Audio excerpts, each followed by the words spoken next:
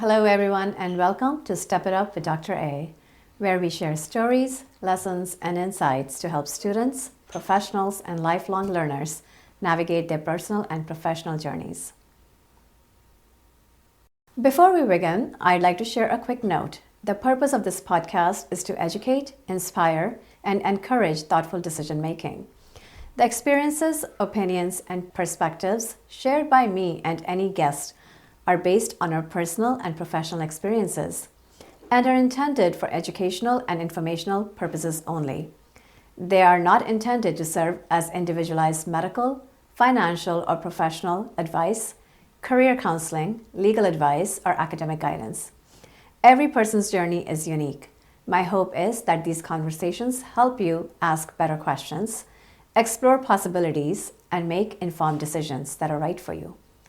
Please seek guidance from qualified professionals and mentors when making important decisions. Welcome back to Step It Up with Dr. A.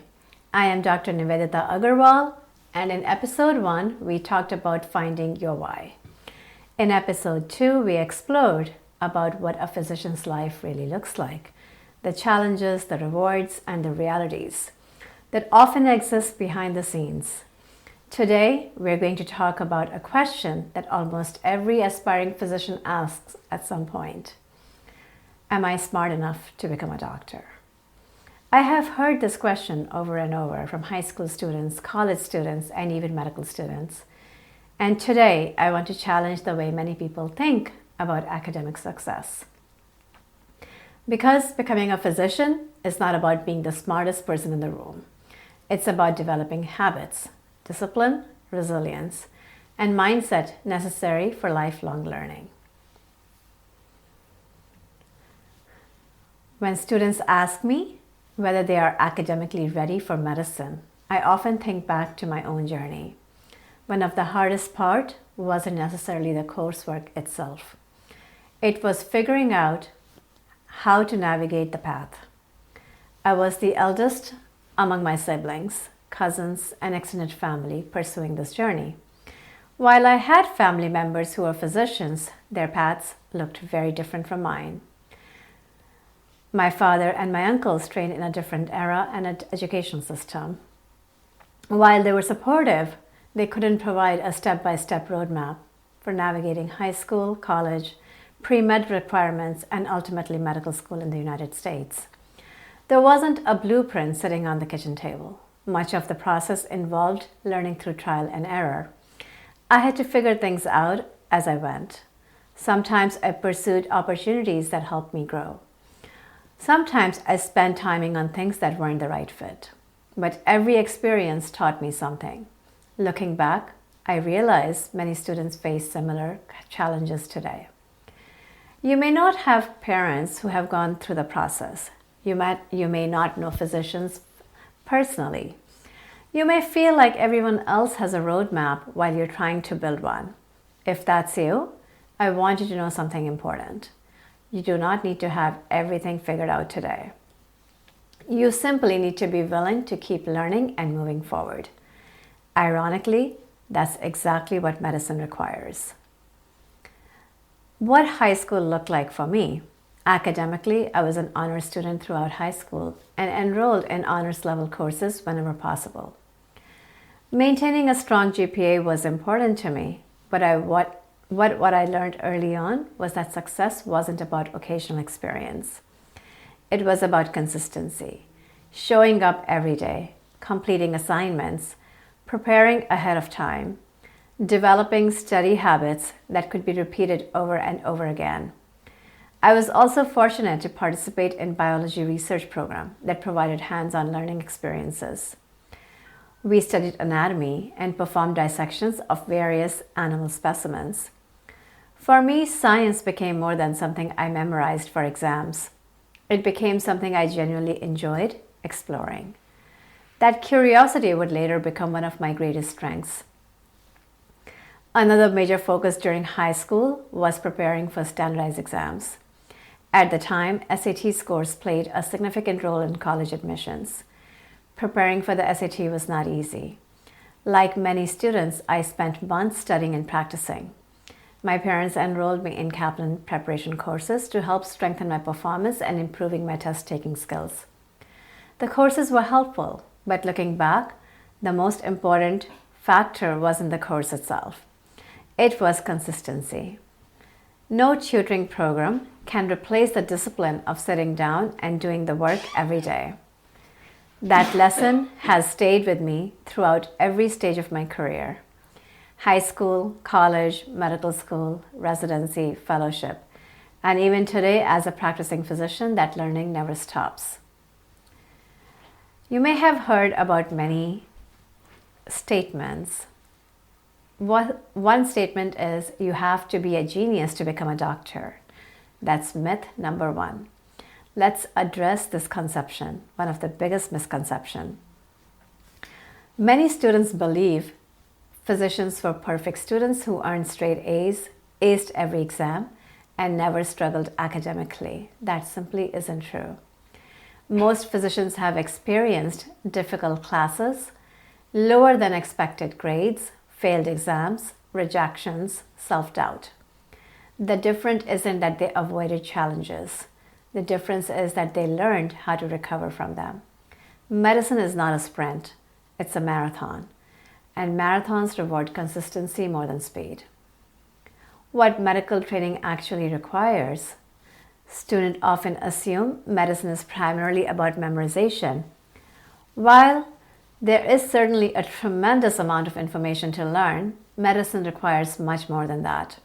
Critical thinking. Can you connect information? Can you solve problems when the answer isn't obvious? Curiosity. Do you genuinely enjoy learning? Do you ask questions? Do you seek understanding beyond memorization? Discipline. Can you stay consistent when motivation disappears? Can you continue showing up when things become difficult? Resilience. Can you recover from setbacks? Can you learn from mistakes rather than be defined by them? These skills matter far more than the occasional brilliance. The transition from high school to college. Many students are surprised by how different college feels. In high school, there is often more structure and guidance. Teachers regularly check in. Assignments are frequent. Parents often remain closely involved. College is different. You become responsible for managing your own time. Your classes move faster. Your independence increases. The students who succeed are often not the smartest students. They're the students who develop systems. They learn how to manage their time. They ask for help when needed. They stay organized. Study strategies that actually work. Let's discuss some strategies that consistently help students succeed. One of them is active recall. Instead of rereading notes repeatedly, test yourself, ask questions, explain concepts out loud, teach the material to someone else. Spaced repetition, which means review information repeatedly over time. Avoid cramming whenever possible. Practice questions. Medicine rewards application of knowledge. The more questions you answer, the stronger your understanding becomes. One of the best ways to learn is to teach. If you can explain a concept clearly, you truly understand it. So teaching others. At some point, almost every student receives a disappointing grade. When that happens, how do we handle a bad grade? Pause, take a breath, reflect. Ask yourself, what happened? What can I improve? What resources can help me? One exam, one class, one setback. None of these determine your future. Growth begins with honest self-assessment. Many future physicians struggle with perfectionism. Perfectionism is the hidden challenge. Perfectionism can be motivating, but it can also create fear and anxiety. Remember, you don't need to be perfect. You need to keep improving. Progress beats perfection every time. What medical schools really look for? Strong academics matter, but medical schools evaluate much more than grades. They look for character, leadership, service, communication skills, maturity, resilience, professionalism, because medicine is ultimately about people, not just transcripts. So, what are some questions that you can ask yourself? As you think about your own journey, ask yourself, do I enjoy learning? Can I stay disciplined when things become difficult? How do I respond to setbacks? Am I willing to continue learning throughout my career? Do I seek help when I need it? Can I balance excellence with self-care? Another thing I want you guys to do is reflect. Think about a recent academic challenge. Write down what happened, how did you respond, what did you learn, what would you do differently next time? Remember, every challenge contains a lesson, every obstacle teaches something, and every successful physician has faced challenges along the way. If you're listening today and wondering whether you're smart enough for medicine, I want to leave you with one final thought. Success in medicine is rarely about having all the answers. It's rarely about having a perfect roadmap. And it's certainly not about being perfect. It's about being curious, persistent, disciplined, resilient, and willing to keep learning. Looking back, one of the greatest lessons from my own journey was learning how to move forward even when I didn't know exactly what came next. And that lesson has served me throughout every stage of medicine.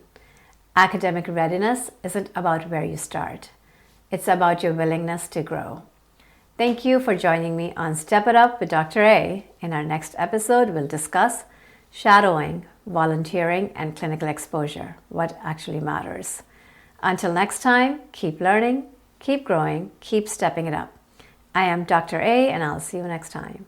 Thank you for listening to Step It Up with Dr. A. Remember, this podcast is designed to provide educational information and inspiration, not individualized professional advice. Always consult qualified professionals regarding your specific circumstances.